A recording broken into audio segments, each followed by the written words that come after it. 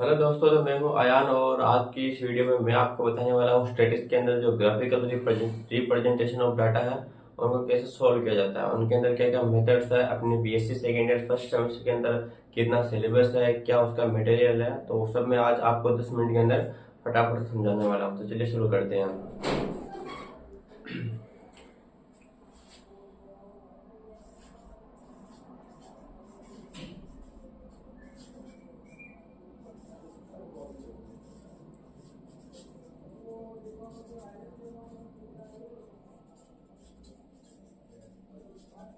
सबसे पहले तो हम ये जानते हैं कि डाटा होते क्या हैं। डाटा जो होते हैं वो होते हैं तथ्यों के समूह जिन्हें संख्यात्मक रूप से व्यक्त किया जाता है। ठीक है, डाटा कोई कहीं पर डाटा की परिभाषा आ जाए तो ये लिखना है कि तथ्यों का जो समूह होता है जिन्हें संख्यात्मक रूप से व्यक्त किया जाता है तो उसे हम कहते हैं डाटा। ठीक है, डाटा जनरली दो प्रकार के होते हैं, एक होते हैं प्राइमरी और एक होते हैं सेकेंडरी। प्राइमरी वो होते हैं जिन्हें पहली बार कहीं से लिए गए हों, पहली बार कहीं से इकट्ठे किए गए हों। और सेकेंडरी डाटा वो होते हैं जो पहले से किसी ने ले रखे हो, उनसे ही किसी ने उठाए हो। जैसे सपोज करो मैं एग्रीकल्चर यूनिवर्सिटी का डाटा लेने जा रहा हूँ, तो मैंने वहां जाके प्रोफेसर से बात की कि भाई स्टूडेंट का क्या स्कोर है, इसका क्या स्कोर है, तो मैं खुद वहां जाके कलेक्ट कर रहा हूँ, तो वो हो गया प्राइमरी। ठीक है, और एक जैसे मेरा दोस्त है उसने मेरे से आके पूछा भाई उस यूनिवर्सिटी का क्या डाटा है, तो मैंने उसको दे दिए, तो उसके पास सेकेंड डाटा और मेरे पास है प्राइमरी डाटा। तो चलो चलते हैं ग्राफिकल रिप्रेजेंटेशन के ऊपर। ग्राफिकल रिप्रेजेंटेशन होता है क्या है, जो मतलब अपने बिंदु और रेखाओं द्वारा डाटा को ग्राफ के ऊपर रिप्रेजेंट किया जाता है। बिंदु और रेखा द्वारा ग्राफ डाटा को ग्राफ के ऊपर प्रेजेंट किया जाता है, उसे ग्राफिकल रिप्रेजेंटेशन कहते हैं। ग्राफिकल रिप्रेजेंटेशन के मेथड क्या होते हैं वो देखते हैं। तो इसका पहला जो मेथड है वो है histogram. Methods of graphical representation data, पहला है हिस्टोग्राम।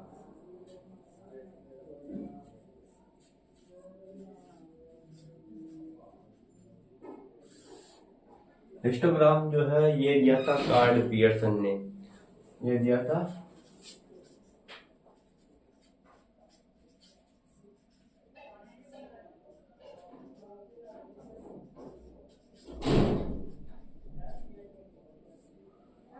कार्ल पियर्सन ने। इस हिस्टोग्राम के अंदर जो है वो बार बने हुए होते हैं, क्लास इंटरवल होता है, फ्रीक्वेंसी होती है, उसके द्वारा हम बार बनाए जाते हैं। हम बार जो है वो एक दूसरे को टच तो करते हैं लेकिन ओवरलैप नहीं करते। कैसे, मैं समझाता हूँ। जैसे कि कोई डाटा अपन को गिवन है,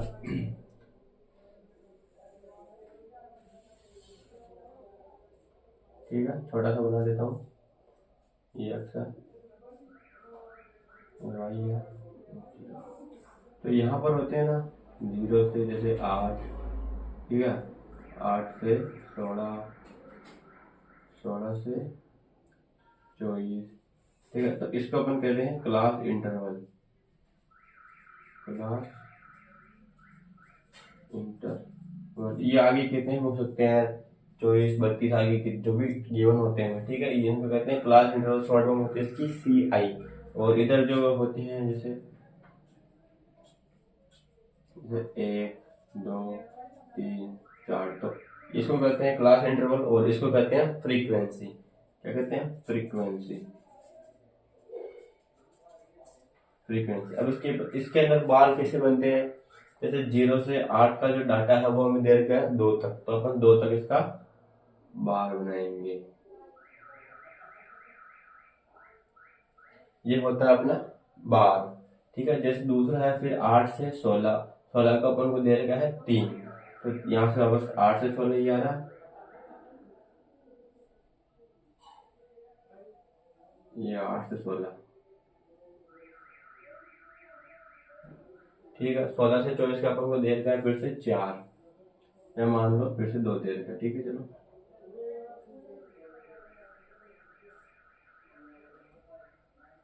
ठीक है। तो जो ये 0 से 8, 8 से 16 और 16 से 24 ऐसे, इन्हें हम कहते हैं क्लास इंटरवल। और जो ये 1, 2, 3 ऊपर वाली जो ये फ्रीक्वेंसी आती है इन्हें हम कहते हैं फ्रीक्वेंसी। और जो ये बने हुए हैं ये डिब्बे, इनको कहते हैं बार। ये जो डिब्बे बने हुए होते हैं इनको कहते हैं बार, ठीक है। जैसे वो एक इसका वो नियम है कि बार आपस में एक दूसरे को टच करते हैं लेकिन कभी भी ओवरलैप नहीं करते।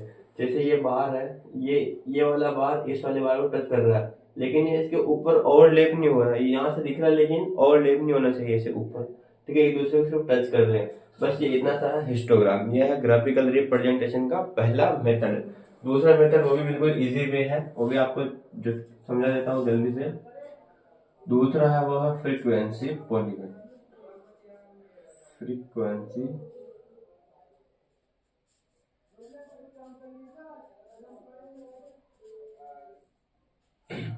फ्रीक्वेंसी पॉलीगन के अंदर क्या है, the mid point of the bar. The mid point of the bar, mid point कौन सा, बार का मिड पॉइंट। जैसे इसमें समझा देता हूँ, बार का मिड पॉइंट है अपना ये मिड पॉइंट है बार का। ठीक है, बार के मिड पॉइंट को स्ट्रेट लाइन द्वारा, स्ट्रेट मतलब स्केल द्वारा सीधा खींचा जाता है। जैसे मैं अभी हाथ से खींच रहा हूँ सीधा ही, जैसे इस पॉइंट को इस पॉइंट से मिला दिया, और जो ये वाला पॉइंट है इसको इस पॉइंट से मिला दिया, जो ये बने ना स्ट्रेट लाइन, इसको कहते हैं फ्रीक्वेंसी पॉलीगन। जी हाँ, बस फ्रीक्वेंसी पॉलीगन, बस ये इसकी परिभाषा है कि जो बार का जो मिड पॉइंट होता है उसको आपस में स्ट्रेट लाइन द्वारा या स्केल द्वारा सीधी रेखा खींचकर मिलाने पर जो रेखा सीधी रेखा बनती है उसे हम कहते हैं फ्रीक्वेंसी पॉलीगन। बस इतना ही है। और इसका तीसरा जो मेथड आता है ग्राफिकल रिप्रेजेंटेशन ऑफ डाटा का, वो होता है फ्रीक्वेंसी कर्व। ये भी बिल्कुल इजी है, कुछ नहीं करना इसके अंदर भी। फ्रीक्वेंसी कर्व, ठीक है, इसको भी अपन इसी वाले बार के अंदर समझ जाएंगे। फ्रीक्वेंसी कर्व, फ्रीक्वेंसी जैसे कि हम देखें फ्रीक्वेंसी पॉलीगन के अंदर हम क्या करते हैं कि जो बार का जो मिड पॉइंट होता है उसको स्ट्रेट लाइन द्वारा अपन सीधी रेखा से मिला देते हैं। ठीक है, फ्रीक्वेंसी कर्व के अंदर क्या होता है, जो बार होते हैं the mid point of the bar, ठीक है, उनमें रेखा तो खींचते हैं लेकिन स्ट्रेट लाइन द्वारा नहीं खींचते, फ्री हैंड द्वारा रेखा खींचते, मतलब हाथ से ऐसे रेखा खींच देते हैं। ठीक है, दोनों सेम है, बस एक ही शब्द का फर्क है, इसके अंदर स्ट्रेट लाइन, इसके अंदर फ्री हैंड। फ्रीक्वेंसी पॉलीगन के अंदर स्ट्रेट लाइन द्वारा मिड पार्ट को आपस में मिलाते हैं, बार के मिड पार्ट को, और फ्रीक्वेंसी कर्व के अंदर बार के मिड पार्ट को फ्री हैंड से मिलाते हैं। अब जैसे स्केल द्वारा तो आप देख लिया, जैसे इनको आपस में यहाँ स्केल लेके इसको मिला दिया, फ्री हैंड से कैसे मिलाते हैं। जैसे मैं इसका यहीं पर एक बनाता हूँ, तो बस करो ये बार बना दो। ठीक है,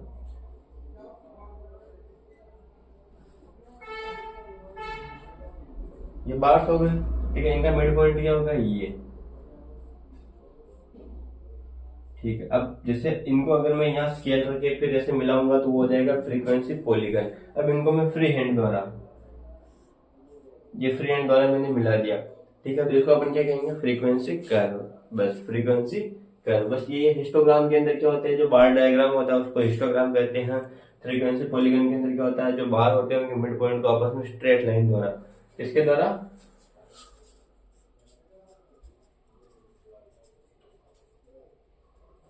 स्ट्रेट लाइन द्वारा आपस में मिलाते हैं, उसे हम कहते हैं फ्रीक्वेंसी पॉलीगन।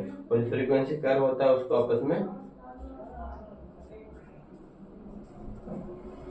फ्री हैंड द्वारा, ठीक है, फ्री हैंड द्वारा आपस में मिलाते हैं, उसे हम कहते हैं फ्रीक्वेंसी कर्व। और इसका जो लास्ट और चौथा मेथड होता है वो होता है क्यूमुलेटिव कर्व या फिर ओजिव कर्व। ठीक है, क्यूमुलेटिव फ्रीक्वेंसी कर्व या फिर ओजिव कर्व, उसे मैं बताता हूँ यहाँ पर आपको एक चीज और समझाऊंगा लास्ट में इधर।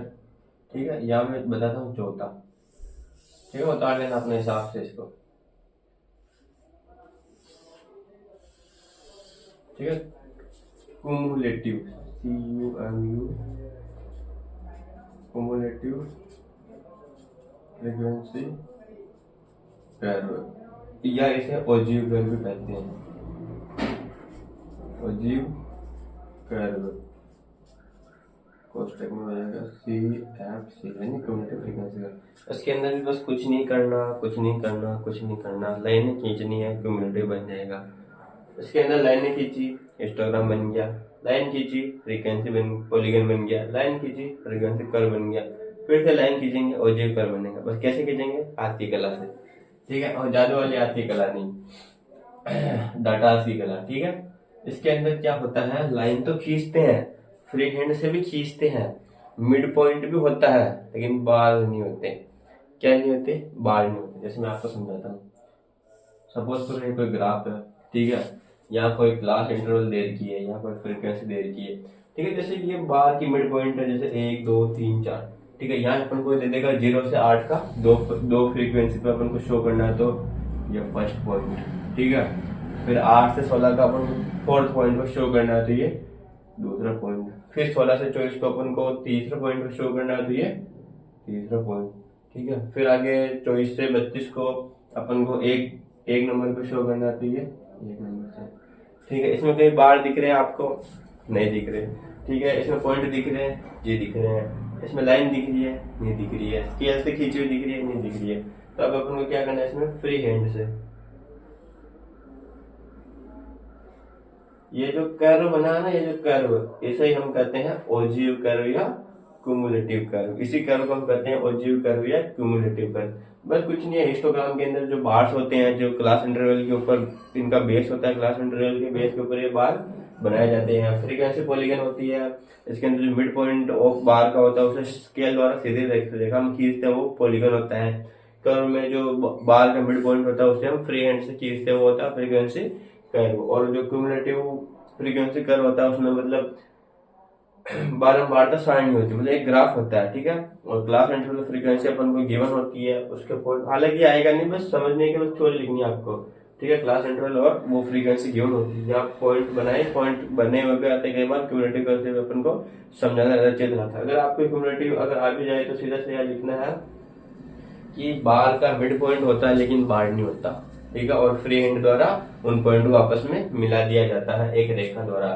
तो जो ये रेखा बनती है, जो ये कर्व बनता है, इस कर्व को अपन कहते हैं क्यूमुलेटिव फ्रीक्वेंसी कर्व, ठीक है। ग्राफिकल रिप्रेजेंटेशन का बस यही है। एक प्रेजेंटेशन और होता है ग्राफ का, कौन सा वो मैं बताता हूँ, चलिए समझ लेता हूँ। यहाँ पे एक होता है, ये तो हो गया अपना हिस्टोग्राम जो अपन बार पे कर रहे थे। ये जैसे ये तो हो गया हिस्टोग्राम बार पे, फिर 1 2 3 इन तीनों को अपन बार पे समझ लेते हैं। फिर एक और होता है, वो होता है पाई।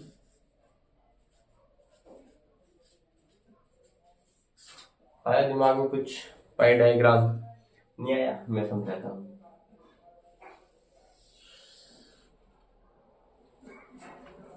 कहीं पे चार्ट में देखा BSc first year first semester के सोयल साइंस के अंदर आया होगा, मृदा के अंदर 25% जल होता है, 25% वायु होती है, 45% खनिज पदार्थ होते हैं, ठीक है। बस वही होता है अपना पाई चार्ट, ठीक है। पाई चार्ट मतलब वक्र के अंदर डाटा को रिप्रेजेंट किया हुआ होता है पाई चार्ट, पाई डायग्राम, ठीक है। तो इसको यहाँ से ये कर दिया, इसको यहाँ से ये कर दिया। जैसे इसको अपन मान लेंगे, थोड़ा बताना था, इसको मान लेंगे 55, ठीक है। इसका मान लेंगे अपन 45, फिर इसका मान लेंगे अपन 60, इसका मान लेंगे 40। जैसे राजस्थान का कोई सा भी जिला हो गया, जयपुर जिला हो गया, जयपुर जिले के अंदर साल 2024 के अंदर जो गेहूं का उत्पादन है वो 60% हुआ है, ठीक है। वीट का उत्पादन 60% हुआ है। जो राइस है, राइस का होता है, राइस का हुआ है 40%। और जो मेज है उसका हुआ है 45%। और जो 55% है वो किसका होगा जयपुर में? सोरगम का, ठीक है। ये तो समझाने के लिए। अब जैसे कहीं पे आ गया कि सोरगम का डाटा अपन को कैसे पता है कि सोरगम का यही है, तो इन्हें इंडिकेट करने के लिए कुछ मतलब इंडिकेटर बनाए जाते हैं। जैसे ये जो 55% वाला डायग्राम है, इसके अंदर ऐसे ऐसे डिजाइन होगी, ठीक है। जो 45% वाला है ये ऐसे पूरा ही भरा हुआ होगा, पूरा पेंसिल भरा हुआ होगा, ठीक है। मैं पूरा नहीं भर रहा। जो 60% वाला होगा उसके अंदर ऐसे dot dot dot dot dot dot dot होगा, ठीक है। और जो 40% वाला है उसके अंदर ऐसे कर्व होंगे, टेढ़े मेढ़े कर्व। तो अपन कैसे पता चलेगा राइस की फसल है? तो ठीक है, फिर ये सब बनाने के बाद अपन को एक इंडिकेट करना पड़ता है। जैसे राइस लिख दिया, ये लिख दिया अपन ने राइस, इसके आगे एक कॉलम बनाया, इसके अंदर अपन ऐसे भी जो ऐसा वाला इंडिकेट करने वाला जो डिब्बा है, जो बॉक्स है, जो डाटा है, वो किसको रिप्रेजेंट कर रहे हैं? राइस के डाटा को रिप्रेजेंट कर रहे हैं। दूसरा अपना हो गया वीट, ठीक है, वीट के अंदर जो जैसे dot dot dot dot dot dot, यानी इस पाई डायग्राम के अंदर वह हिस्सा जिसमें डॉट डॉट डॉट डॉट है वह वीट का डाटा रिप्रेजेंट कर रहा है। तीसरा अपने हो गया मेज। मेज के अंदर अपने पूरे बर्न का, ठीक है, जो वह जो मतलब इसके अंदर पाई डायग्राम के अंदर ऐसा डिब्बा जो ऐसे भरा हुआ वो किसका डाटा रिप्रेजेंट कर रहा है, मेज के डाटा को। फिर चौथा है अपने पास सोरगम। सोरगम कैसे है, कैसे जाएंगे, ठीक है। इस पाई डायग्राम के अंदर जो ऐसे लाइने वाला जो डिब्बा है वो किसके डाटा शो कर रहा है, सोरगम के। ठीक है दोस्तों, तो क्लास देखने के लिए धन्यवाद आपका।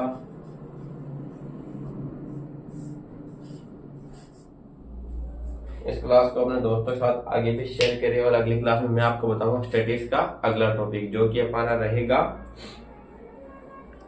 स्टैटिक्स का अगला जो टॉपिक है वो मैं आपको नेक्स्ट क्लास में बताऊंगा। फिलहाल इतना ही। उम्मीद पर दुनिया कायम है, मायूस मत होगे।